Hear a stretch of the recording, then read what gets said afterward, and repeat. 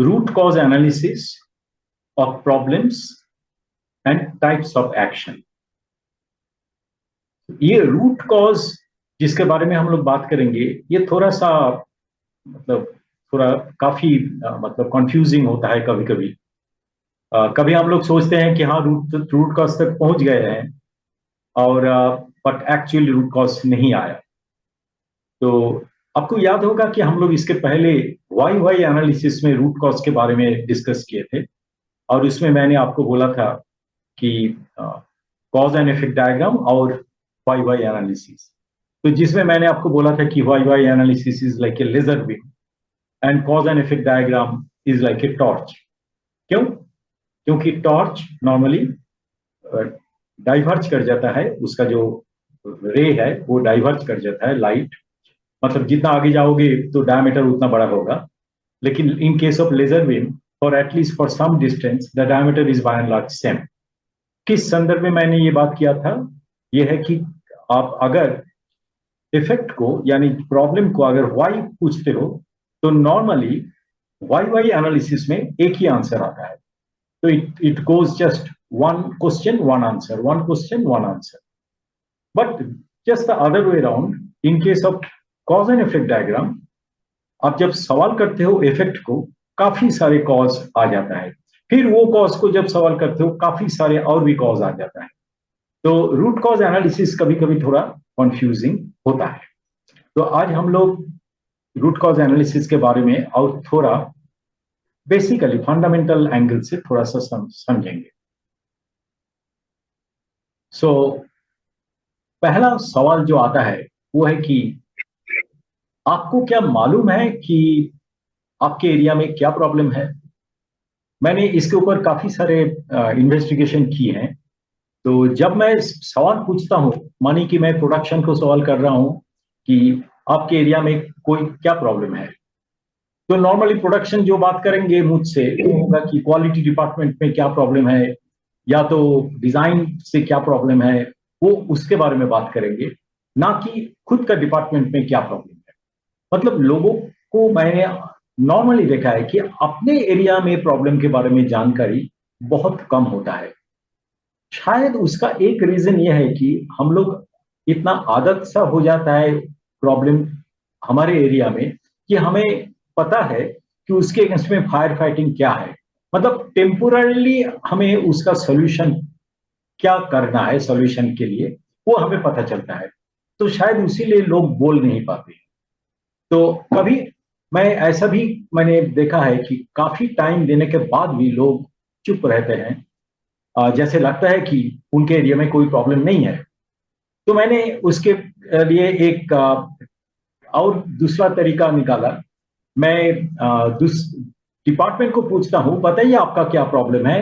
वो दूसरे डिपार्टमेंट के बारे में बताएंगे, वो मैं नोट कर लेता हूं दूसरे डिपार्टमेंट के बारे में। फिर दूसरे डिपार्टमेंट को जब मैं सवाल करता हूं तो वो भी दूसरे डिपार्टमेंट में बारे में बताते हैं। तो उस हिसाब से मतलब डिपार्टमेंट वाइज एक प्रॉब्लम का लिस्टिंग आ जाता है। But that is not the case. Case is that हमें अपने एरिया में प्रॉब्लम के बारे में पता होना चाहिए, नहीं तो हम आगे कैसे बढ़ेंगे।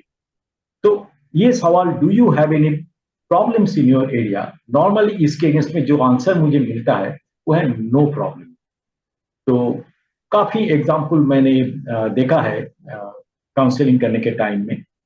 नो प्रॉब्लम मतलब कोई प्रॉब्लम नहीं है। तो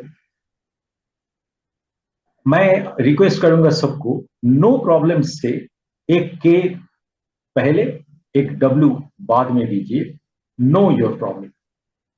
और अपना प्रॉब्लम के बारे में पता करने के लिए आपको हम लोग अभी तक बहुत सारे तरीका दिया है। तो उनमें से एक बहुत इंपॉर्टेंट तरीका है गेम्बा विजिट। गेम्बा का मतलब है जहां पर काम होता है, जहां पर फैक्ट दिखता है, इसको कहता है रियलिटी दिखता है, उसको कहता है गेम्बा। यानी हमारे लिए हमारे फैक्ट्री का प्रोडक्शन शॉप फ्लोर गेम्बा है। डिजाइनर्स के लिए डिजाइन डिपार्टमेंट में जहां पर उन लोग बैठ के डिजाइन करते हैं वो गेम्बा है। तो अपना अपना गेम्बा में प्रॉब्लम दिखता है। सिर्फ एक ही प्रॉब्लम है कि हमें पता नहीं होता कि कैसे दिखा जाए। तो इसीलिए हम लोग विजुअल कंट्रोल सिस्टम के बारे में लीन में बात किया है। तो question is again, do you know how to know the problem? क्योंकि उधर से ही सब कुछ शुरू होता है। तो इस संदर्भ में हम लोग एक इंपॉर्टेंट पॉइंट के बारे में जो जब डिस्कस किए थे, तो वो आया कि let the floor equipment machine talk. तो उसके लिए तो हमें अपना जो शॉप फ्लोर है, या तो इक्विपमेंट है, या तो मशीन है, वो कैसे हमारे साथ बात करेंगे, इसके लिए हमें उसको उस हिसाब से डिजाइन करना है। तो जैसे मानिए कि अगर शॉप फ्लोर को बात करना है हमें, तो शॉप फ्लोर हमसे अगर बात करें तो क्या बोल सकता है? शॉप फ्लोर हमें ये बता सकता है कि आज अभी इस वक्त कितना प्रोडक्शन होना चाहिए था, उसके अगेंस्ट में प्रोडक्शन कितना हुआ, प्लान वर्सेस एक्चुअल। तो इसके अगेंस्ट में अगर आपके पास कुछ विजुअल डिस्प्ले है, वो आपको बता सकता है। और एक एग्जांपल देता हूं, मानिए कि आपने इन्वेंट्री मैनेजमेंट के लिए, इन्वेंट्री कंट्रोल के लिए, वर्किंग प्रोसेस के लिए 2S का इस्तेमाल कर रहे हो। तो 2S का इस्तेमाल जब कर रहे हो, उसमें आपने 3C अपनाया, क्लीन क्लियर काउंट फ्री। और आपको पता है कि इधर 3C नंबर ऑफ ट्रेज इस स्टेज में होना चाहिए 4, लेकिन आप देख रहे हो कि सिर्फ 2 है। तो शॉप फ्लोर आपसे बात करके बताएंगे कि आपका प्रोडक्टिविटी रेट जो है वो कम है। तो मतलब आपको आपका शॉप फ्लोर को ऐसे डिजाइन करना है ताकि वो आपसे बात कर सके। अगर ये तरीका आपने अपनाया नहीं, तो शॉप फ्लोर बात भी नहीं करेंगे और आपको ढूंढना पड़ेगा, और ढूंढने के लिए बहुत टाइम जाता है। और कभी कभी ये जो हमें पता चलता है प्रॉब्लम के बारे में, वो लास्ट मोमेंट में पता चलता है, जब हमें कुछ करने का और भी अवसर नहीं मिलता है। तो हम लोग इक्विपमेंट या तो मशीन को कैसे बात करवाएंगे, वो भी हम लोग बात किए हैं। टोटल प्रोडक्टिव मेंटेनेंस के OM के बारे में जब बात किए हैं कि CLIT, cleaning, lubrication, inspection and tightening और रीटाइटनिंग, तब हम लोग ये बात किए थे कि अगर आप एक बार चेक करो तो आपको पता चलेगा कि क्लीनिंग सही है क्या नहीं, कुछ स्क्रूज बोल्ट्स वगैरह लूज हो रहा है क्या नहीं, कि कहीं भी लुब्रिकेशन कम तो नहीं हो गया। अगर कम हो गया, अगर लूज हो गया, वो सब आपको दर्शाता है कि कोई कुछ ना कुछ प्रॉब्लम है।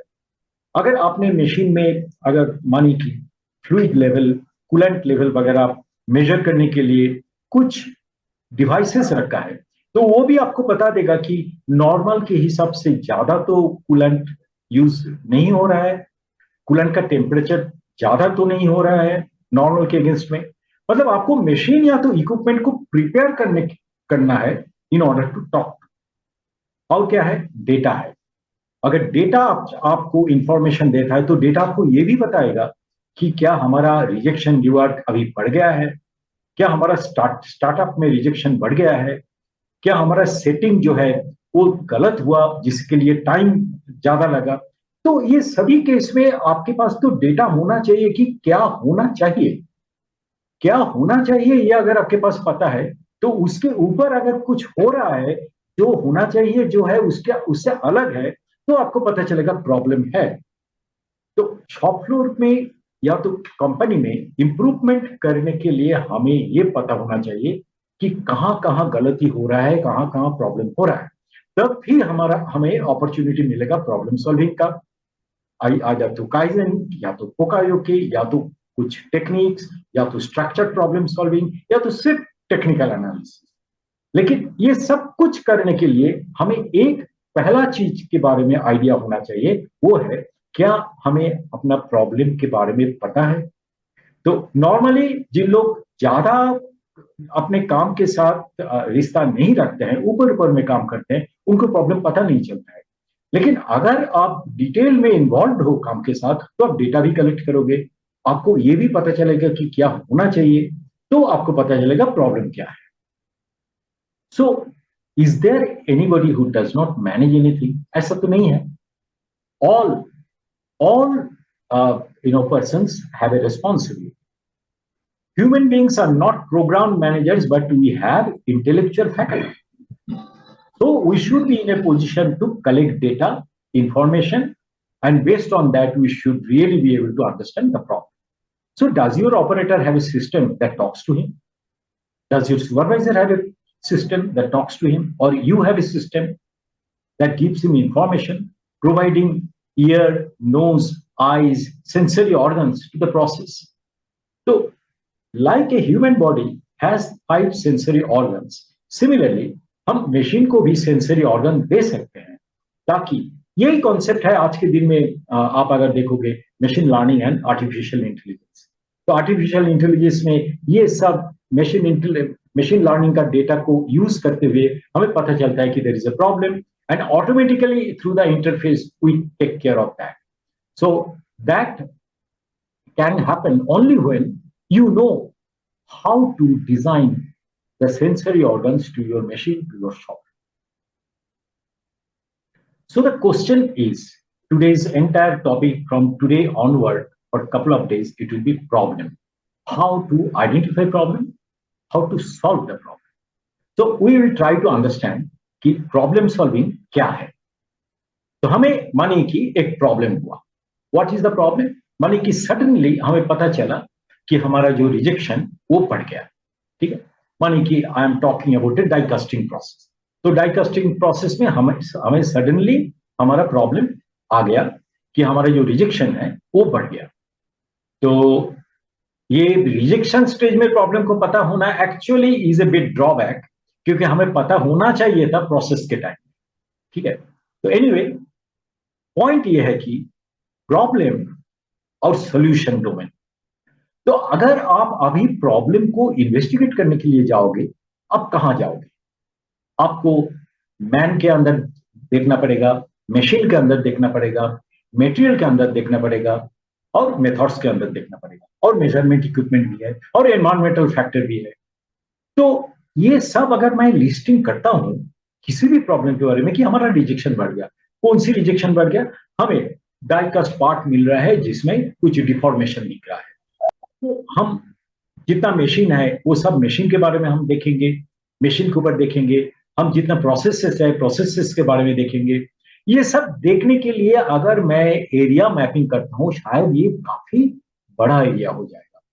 तो question of problem solving is that how do I zoom into that particular point जहां से प्रॉब्लम हुआ है. See, the point is that problem has not happened from everywhere. अगर एक जगह में 100 की जगह में 100 में से एक जगह में कुछ गड़बड़ हुआ है, that itself could cause a problem. Not that all 100 are bad. Maybe 99 are still okay. लेकिन आपको अगर प्रॉब्लम सॉल्विंग के बारे में पता नहीं है, you will be wasting lot of time in unnecessarily going through all the 100 possibilities and waste time. And remember that is why problem solving takes so much time. So what is our goal in problem solving? Our goal of problem solving is in the solution domain, जहां पर बहुत सारे possibilities होता है. उधर हम कैसे ढूंढेंगे कि हमारा जो अनलिमिटेड पॉसिबिलिटी है, यानी बहुत सारे पॉसिबिलिटीज है, उधर से हम कैसे नंबर ऑफ पॉसिबिलिटी को कम कर सके. ठीक है, जैसे मानिए कि मैं अभी बोला कि डाई कास्टिंग प्रोसेस में हमारा प्रॉब्लम क्या हो रहा है? डिफॉर्म्ड, मतलब या तो not properly form.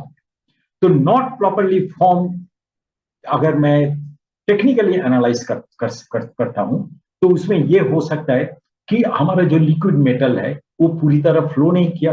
That is what is the definition of not properly formed, not fully formed, rather not fully formed. तो आपको डिफाइन करना पड़ेगा. पहले आपको अच्छी तरह से देखना है कि आपका प्रॉब्लम क्या है. नॉट फुल्ली फॉर्म्ड मतलब liquid metal is unable to flow everywhere.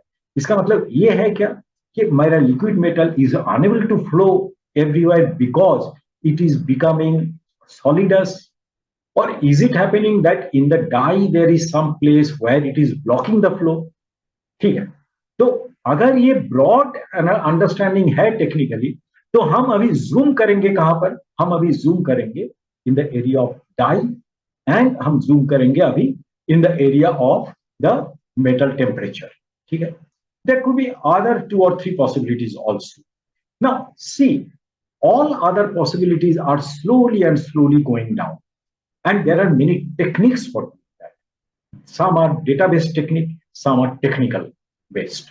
So our job in problem solving is understand the problem, and from the problem zoom into the solution domain, and for that from many possibilities come to number of few possibilities. Okay, so that is probability of reaching a solution in that case increases, because 100 में से problem ढूंढना बहुत difficult है. मानी कि for example that you lost a coin and the coin is lost in the middle of A road, आपको पता नहीं है कि कहां पर, तो आपको पूरा रास्ता ढूंढना पड़ेगा कि कहां मैं कॉइन को लूज किया है. But if you know that this particular coin I lost somewhere in the room, then your possibility of finding that coin increases to a great extent. And that simple thing is basics of problem solving.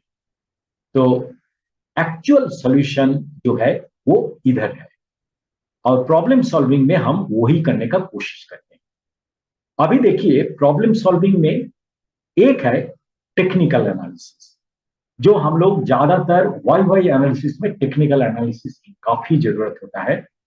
और ऐसे even in normal 8D based और 7QC tools और DOE based problem solving में भी technical analysis की जरूरत होता है, because all processes are by and large technical. अगर वो मैन्युफैक्चरिंग या तो डिजाइन टेक्निकल एरिया से लिया जाता है, तो technical knowledge is a must. But what I am trying to say is that कुछ केस में you can directly hit the problem अगर आप टेक्निकल एनालिसिस से आपको वो क्लू मिलता है. जैसे मैंने अभी आपको बोला कि एक डाई कास्ट पार्ट में पूरी तरह फॉर्म नहीं हो रहा है, so there could be 2 possibilities that metal is not reaching or the die is actually blocking the path. तो इसके आधार पर आप क्विकली चेक करते हो कि डाई का कंडीशन कैसा है, इसके आधार पर आप क्विकली चेक करते हो कि टेम्परेचर कैसा है. अगर immediately you find that yes, my die has a problem, you don't have to do any technical means, any other technique. You straight away hit the bullseye and come to the solution. And that is why technical analysis reduces possibilities through technical means and makes it possible to come out with a realistic solution, and sometimes without using any technique straight away. Okay. But there are quite a few cases jahan par number of possibilities are still not going down so much. So in that case, statistical analysis and other techniques reduces the possibilities through structured means. So उनमें से एक है 8 discipline structured problem solving approach, और एक है 7 disciplines. 6 sigma में लोग use करते हैं DMAC. और ये सारे टेक्निक के अंदर 100 से भी ज्यादा, मैं बोल रहा हूं 100 से भी ज्यादा टेक्निक्स की इस्तेमाल होता है. फॉर्चुनेटली आपको वो पूरा 100 टेक्निक जानना जरूरत नहीं है. कुछ 10-12 कॉमनली यूज टेक्निक अगर आपको पता है, तो आप इजीली, ये जो मैंने अभी गाइडलाइन आपको दिया, इसके आधार पे आप इजीली प्रॉब्लम का सॉल्यूशन तक आप पहुंच सकते हैं. ठीक है, मैं आपको एक एग्जांपल देता हूं. ये एग्जांपल मैंने आपको शायद पहले भी दिया था वाई एनालिसिस के टाइम में. तो ये those of you who could not attend, you can listen to me once again. तो ये मैंने बोला था कि ये एक कंपनी जो अलीगढ़ के रास्ते पे आता है, तो ये कंपनी एक स्टील मिल है. तो इधर एक प्रॉब्लम था कुछ एफडी फैन में. तो एफडी फैन में प्रॉब्लम ये था कि उनका वाइब्रेशन लेवल बहुत ज्यादा था, 8 ऐसा फैन था. तो उन्होंने एक्चुअली एक रिप्यूटेड इंस्टीट्यूट से बात किया, क्योंकि उनका वाइब्रेशन इतना बढ़ रहा है कि उनका जो रेनफोर्समेंट है उसमें भी क्रैक डेवलप कर गया. तो वो उन लोग वो इंस्टीट्यूट से लोग आए, and then professor suggested that it is better to you do reinforcing once again, you break this and then do once again. जैसे आपको पता है ये काफी टाइम कंज्यूमिंग पॉइंट है और काफी एक्सपेंसिव भी है, और उसमें प्रोडक्शन भी बर्बाद होगा. तो उस टाइम में मैं उनको रिक्वेस्ट किया कि मेंटेनेंस का आदमी का, तो मैं इंजीनियर को रिक्वेस्ट किया कि आप एक वाइब्रेशन का जो ग्राफ है वो दिखाइए मुझे।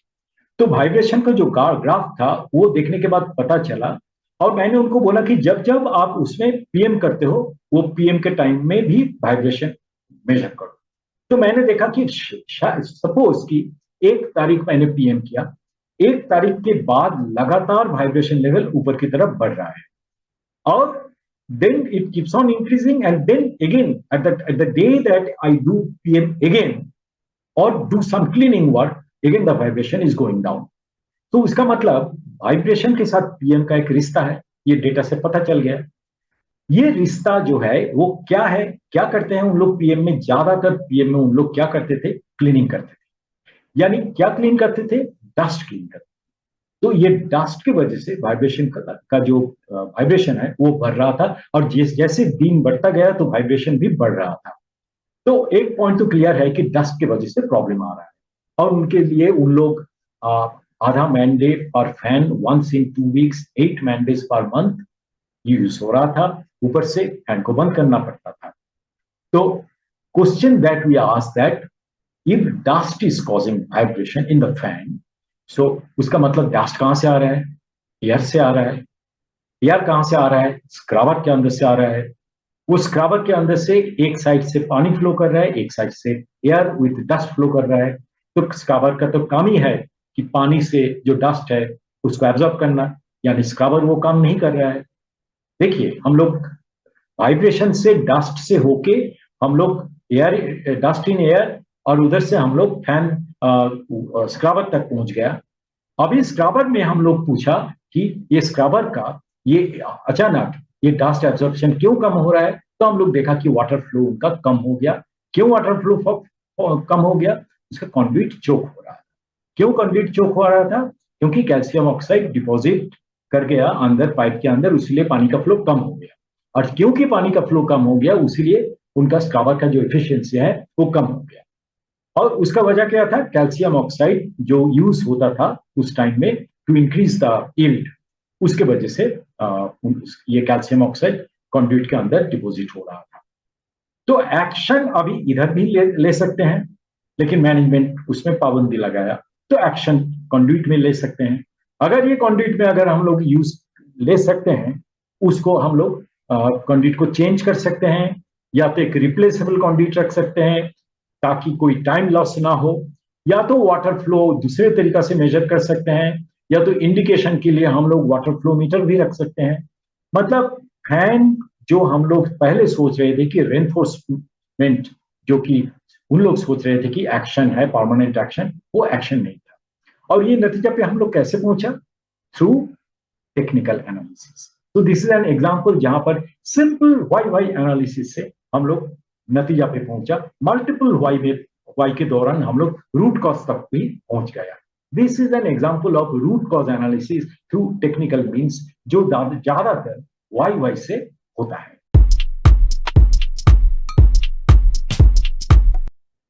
मैं अभी आपको और एक एग्जांपल देना चाहता हूं, और वो एग्जांपल है अपना जो simple example, and that example is process of cooking rice. Okay, cooking rice उतना इजी नहीं लगेगा अगर हम लोग टेक्निकली फ्लो में जाएंगे कि राइस कुकिंग का क्या क्या स्टेप है। तो ये हम लोग क्लासरूम में कुछ लोगों को बताया था, उन लोग ये फ्लो बताए थे, उसमें हो सकता है 1-2 पॉइंट शायद मिसिंग है। एनीवे, चेक वेसल साइज, मतलब कितने लोगों के लिए आप राइस बना रहे हो, चावल, उसके हिसाब से आप वेसल का साइज डिटरमिन करोगे, बड़ा वेसल या मीडियम साइज या तो छोटा। Take rice with a right quantity, clean the rice, check the gas cylinder, switch on the stove, keep vessel with water, check water temperature, pour rice into vessel, stir the rice 2 or 3 times, check time oblique rice is boiled or not, filter the excess water or pour it out, keep it for serving. अभी हम लोग पता करते हैं कि normally historically क्या क्या problem होता है। तो एक होता है जिन लोग राइस कुक करते हैं, कभी कभी अचानक बीच में से गैस एम्प्टी हो जाता है, कभी कभी पानी राइस बॉयल होने के टाइम में it comes out, it overflows from the vessel. और एट द एंड कभी कभी राइस जो है, चावल ओवरकुक्ड होता है, थोड़ा सा लंप फॉर्मेशन हो जाता है, और कभी कभी अंडर बॉइल्ड हो जाता है, हार्ड रहता है, और कभी कभी सेफ्टी का प्रॉब्लम होता है, बर्न फिंगर वगैरह, और भी शायद एक्सीडेंट का चांस भी हो सकता है। द पॉइंट इज दैट अगर आपके पास प्रोसेस का नॉलेज है तो आप ये फ्लो चार्ट बना सकते हो। अभी आप कोरिलेट कर सकते हो प्रॉब्लम के साथ प्रोसेस का, और वो प्रॉब्लम के साथ प्रोसेस का कोरिलेशन करने के लिए आपको टेक्निकली आना चाहिए। तो जैसे मानिए कि गैस एम्प्टी, तो गैस एम्प्टी के साथ ये सारे स्टेप में से कौन सी स्टेप में के साथ उसका कनेक्शन है? Check the gas cylinder. यानी कि गैस एम्प्टी का सवाल ही नहीं आएगा अगर मैं गैस सिलेंडर को चेक किया।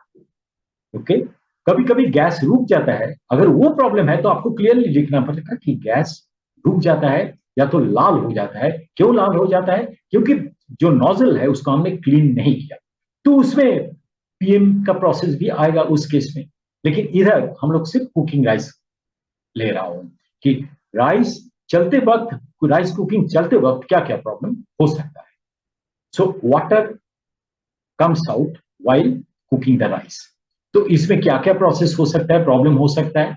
वाटर जो हम लोग लिया था वो हम लोग ज्यादा पानी ले लिया, या तो हम लोग जो वेसल साइज लिया वो छोटा वेसल लिया, उसीलिए जो पानी है वो उबलते हुए पानी बाहर वेसल से बाहर आ रहा है। अगर हम लोग वो वेसल अगर बड़ा लेते शायद वो नहीं होता। या तो अगर हम पानी का क्वांटिटी बहुत ज्यादा लिया उसीलिए ये प्रॉब्लम हो रहा है, पानी का क्वांटिटी उस केस में कम होना चाहिए।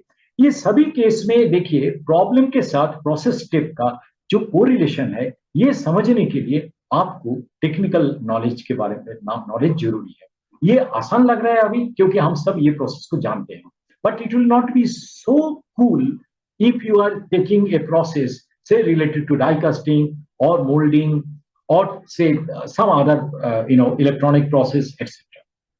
So overcooked rice के लिए भी उधर ही है कि टाइम जो है, वाटर टेम्परेचर, या तो आपका आप जब क्या है, हाँ आपने टाइम ठीक से नहीं दिया उसीलिए ज्यादा हो गया, या तो आपने नहीं देखा कि राइस ठीक से बॉयल हुआ है क्या नहीं, ठीक टाइम में आप उसको ओवन को ऑफ नहीं किया। तो आप देखोगे point number 1, point number 2, point number 3, point number 4, ये चारों process related point actually if you see these are deviation of the standard operating procedure. तो डिविएशन कैसे हो सकता है? एक तो आपने प्रोसेस बनाया ही नहीं ठीक से, एसओपी बनाया ही नहीं ठीक से, या तो एसओपी बनाया लेकिन वो पूरी तरह मिस्टेक प्रूफ नहीं है। तीसरा ये भी हो सकता है कि जो आदमी काम कर रहे हैं उसको ये स्टेप्स के बारे में पता नहीं है, ट्रेनिंग ठीक नहीं। ये तीनों केस में ये प्रॉब्लम हो सकता है। तो वो केस में जहां पर आपका एसओपी है, check whether it is followed, check whether it is adequate or not. In that case, don't go for any kind of tools and techniques. So first you go for this kind of very basic points. और burn finger जो है you should be following the again SOP of the safety protocols. तो हमने अभी 2 example देखा problem के बारे में। दोनों ही प्रॉब्लम में मैंने देखा कि मैंने आपको दिखाया कि टेक्निकलिटी बहुत जरूरी है problem solving. Okay, now let us go ahead with the problem solving technique चालू। Fine fitting, you are disturbing actually. Why don't you switch off? And Mr. Parag Kulkarni, please mute everybody. When we will again start the question answer, maybe you can unmute. Okay, because we are not allowing anybody to speak in between. So you can mute. Yeah. So problem, we have to take the problem, and then if you ask the question why, either with a kind of cause and effect analysis or something like that, you will be getting number of possibilities. number of possibilities, number of causes. And if you again ask the question to any one of the cause, you may get again multiple causes. So it will be like a torchlight which keeps on expanding. So preparation for realistic causes effect से आप move कीजिए possibility की तरफ, and then may be in the solution domain आपको पता चलेगा कि कौन सी कॉज हमारे लिए इंपॉर्टेंट है। तो जैसे मैंने बोला था, इसमें काफी सारे टेक्निक्स है एक्चुअली। ये मतलब रूट कॉज का पॉसिबिलिटीज को ढूंढने के लिए कुछ जैसे कॉज एंड इफेक्ट डायग्राम है, सिस्टमेटिक डायग्राम है, ट्री डायग्राम है, फॉल्ट ट्री एनालिसिस है। ये सब मल्टीपल जो कॉज है ये दिखाने के लिए मदद करता है। और हर एक कॉज में अगर आप ये सवाल करो कि ये एसओपी है क्या नहीं, वो एडिक्वेट है क्या नहीं, वो आप फॉलो करते हो क्या नहीं, वो उसके आधार पे आप काफी सारे एक्शनेबल पॉइंट्स आपको मिल जाएगा। तो verify whether the set of causes exhaustively define the higher level cause and effect. क्यों ये करना जरूरी है? ये अगर हम बैकवर्ड्स मूव करते हैं तो हमें पता चलेगा कि कुछ कॉज तो मिस नहीं हो गया। तो उसीलिए normally cause and effect diagram में मैन, मशीन, मटेरियल, मेथड वगैरह ये सब एक एक करके लिया जाता है और सबके लिए कॉज हम लोग ढूंढते हैं। ठीक है, कुछ केस में मल्टीपल कॉज कनेक्ट होके फाइनल इफेक्ट करता है, इसको कहते हैं इंटरैक्शन। जैसे मानिए एक particular material in combination with a particular process causes a problem, ठीक है, वो भी हो सकता है। तो उस केस में आपको कॉज ऐड करना पड़ेगा। So decide area wise responsibility for monitoring the causes, create register and prioritize the causes और टेकिंग एक्शन। तो इस केस में हो सकता है आप एसओपी डेवलप कीजिए, आप एक मेजरमेंट भी लाइए कि प्रॉब्लम सॉल्व हुआ कि नहीं, उसको चेक करने के लिए। So for each improvement cause decide target date, responsibility, counter measure, check back on the effect. If not getting the result, possibly some cause have been missed out. तो ये मैंने जो आपको रूट मैप दिया है, इसके लिए कोई टेक्निक की जरूरत नहीं है। Simple follow the why and then technically eliminate by asking those 3 questions, and then finally reduce the number of possible causes and take action. तो ये बहुत जल्दी हो जाता है अगर आपको पता है टेक्निकलिटी के बारे में, तो आप बहुत जल्दी काफी सारे पॉसिबिलिटी को आप एलिमिनेट कर सकते हैं। और एक बहुत इंपॉर्टेंट क्लू आपको याद रखना पड़ेगा, प्रॉब्लम जब होता है उससे सॉल्यूशन का डेट जितना आगे जाता है उतना ही प्रॉब्लम सॉल्विंग डिफिकल्ट हो जाता है। तो आपको उसीलिए सनसेट मीटिंग में के टाइम में अगर प्रॉब्लम आ जाता है, या तो उसके पहले भी ये प्रॉब्लम जो जब होता है, तब अगर किसी ने इसका आपका अटेंशन ड्रॉ किया, ये या तो उसका सुपरवाइजर का अटेंशन ड्रॉ किया, तो अगर उसी वक्त में आपने प्रॉब्लम को सॉल्व करने के लिए कोशिश किया, शायद आपका प्रॉब्लम उसी वक्त दूर हो जाता। मैं अभी और एक स्लाइड के ऊपर थोड़ा सा बात करूंगा। यह है ओवरऑल प्रॉब्लम सॉल्विंग के बारे में एक कंपनी का अप्रोच क्या होना चाहिए। तो नॉर्मली सिक्स सिग्मा कंपनी में ये अप्रोच लेते हैं। मैं भी जहां जहां सिक्स सिग्मा इंप्लीमेंट किया है उधर प्रॉब्लम सॉल्विंग 3 लेवल में इंप्लीमेंट किया है। 3 लेवल का प्रॉब्लम सॉल्विंग क्या है, थोड़ा इसके बारे में समझिए और आपके कंपनी में मैनेजमेंट के साथ डिस्कस भी कर सकते हो आप। तो पहला लेवल जहां पर सबसे ज्यादा लोगों का इन्वॉल्वमेंट होना चाहिए वो है प्रॉब्लम सॉल्विंग लेवल 1।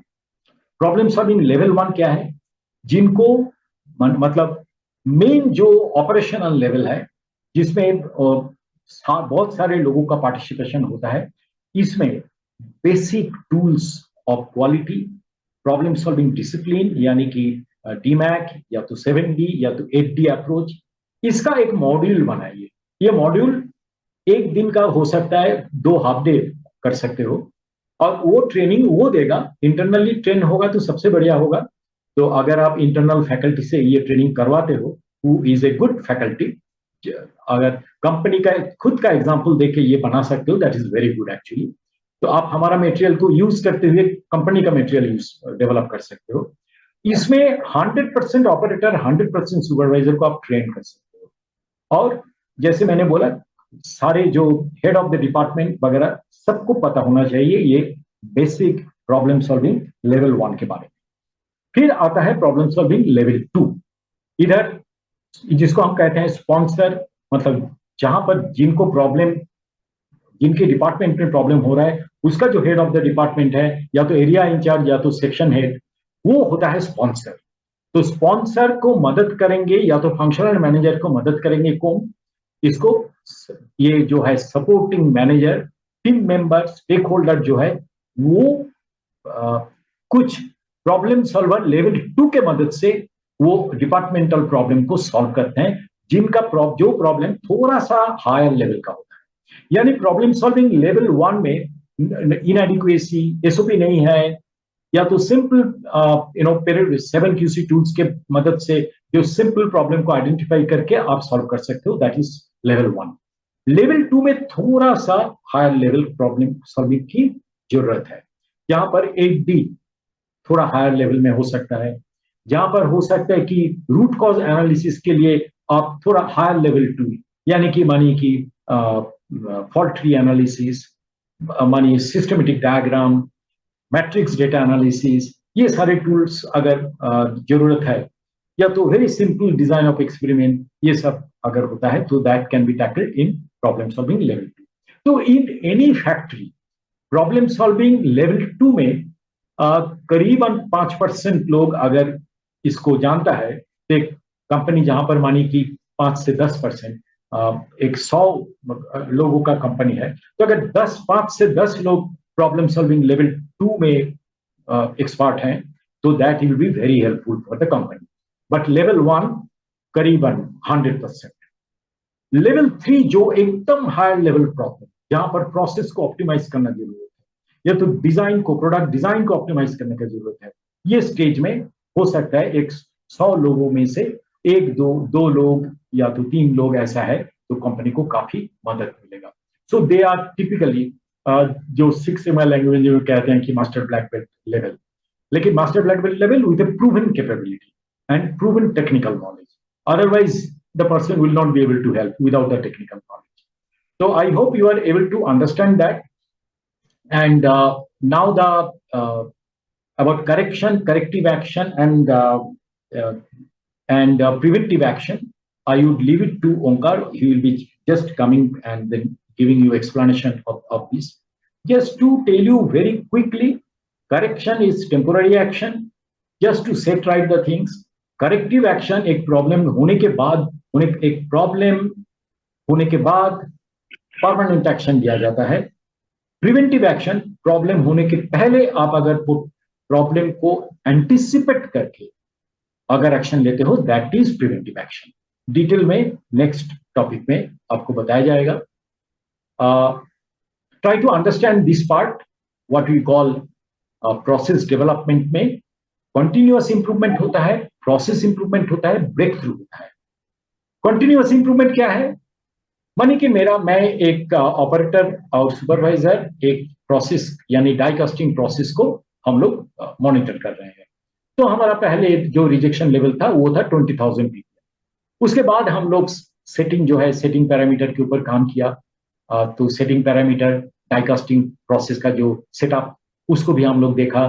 तो उसमें धीरे धीरे जैसे हम लोग काइजन कर रहे हैं, उसके धीरे धीरे धीरे धीरे 20,000 से 15,000, 15,000 से 10,000, ये लगातार जो इंप्रूवमेंट हो रहा है, this is called continuous improvement. Actually अभी लोग इसको करेक्ट करके बोल रहे हैं continual improvement. I don't want to get into the English of the term, just समझिए कि continuous improvement and continual improvement में, कंटिन्यूअल इंप्रूवमेंट जो हम लोग बात कर रहे हैं वो कि धीरे धीरे धीरे धीरे आपका जो परफॉर्मेंस है वो आगे बढ़ रहा है। प्रोसेस इंप्रूवमेंट में आप क्या कर रहे हो?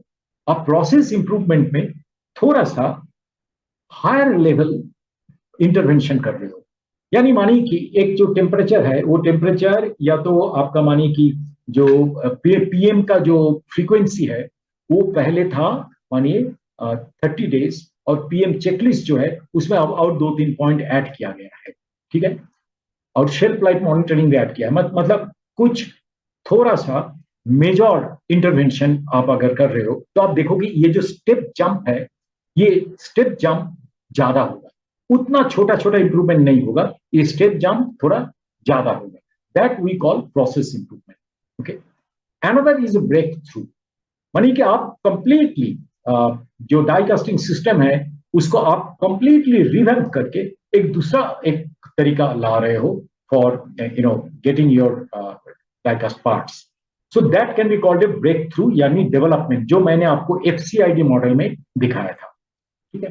तो anyway, this is just for your knowledge that you should understand that. And remember in this connection doctor Juran's trilogy, जहां पर हमने बोला था कि आप पहले जहां पर हो उसको मॉनिटर करो, that is called your control. उसके बाद आप इंप्रूवमेंट कीजिए, और वो इंप्रूवमेंट करने के बाद आप फिर सस्टेन करो या तो कंट्रोल करो. तो पहले जब आप किसी भी स्टेज में हो, तब वो स्टेज में इंप्रूवमेंट करने के लिए जो प्लानिंग करते हो, that is the first stage. तो प्लानिंग, फिर आप जब कंट्रोल कर रहे हो वहां से आप इंप्रूव कर रहे हो, दैट इज प्लानिंग, इंप्रूवमेंट. जैसे इधर ये इंप्रूवमेंट है, planning, improvement, control, planning, improvement, control. तो ये 3 स्टेज नॉर्मली होता है फॉर प्रोसेस इंप्रूवमेंट, जो सेकंड स्टेज में मैंने दिखाया था. तो I hope this is clear to you. What I would request now is I would hand over to Onkar for detailing about the correction, corrective, and preventive action. Onkar, is it okay? Yeah, Doctor Sir, there is one question in chat box. Can you explain PS level 1 again? Okay, sure.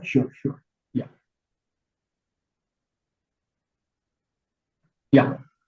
What I was telling you is that PS level 1 does not require any major intervention.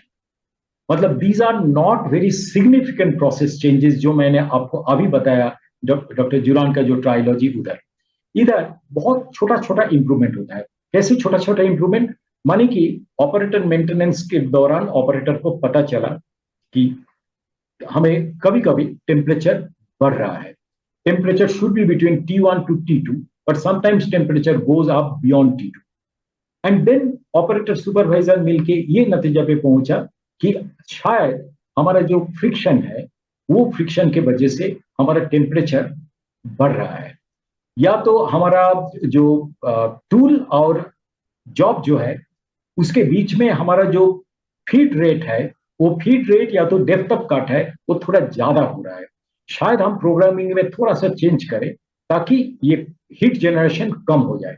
या तो उन लोग ये नतीजा पे पहुंचा कि हो सकता है मशीन में कभी कभी एक जंप होके फीड रेट जो है ये बढ़ जाता है. तो this is a very small thing. और operator comes to a observation कि किसी एक जगह में ग्रीस बार बार देख रहा हूं मैं, ये ड्राई हो रहा है. तो हो सकता है कि ग्रीस का क्वालिटी ठीक नहीं है, उसीलिए ड्राई हो रहा है. तो वो ग्रीस का जो है, या तो वो एक शॉट की जगह में 2 शॉट दिया. So these are all operator level direct observation on small problems, very small problem, और उसमें अगर एक्शन लिया जाता है लगातार.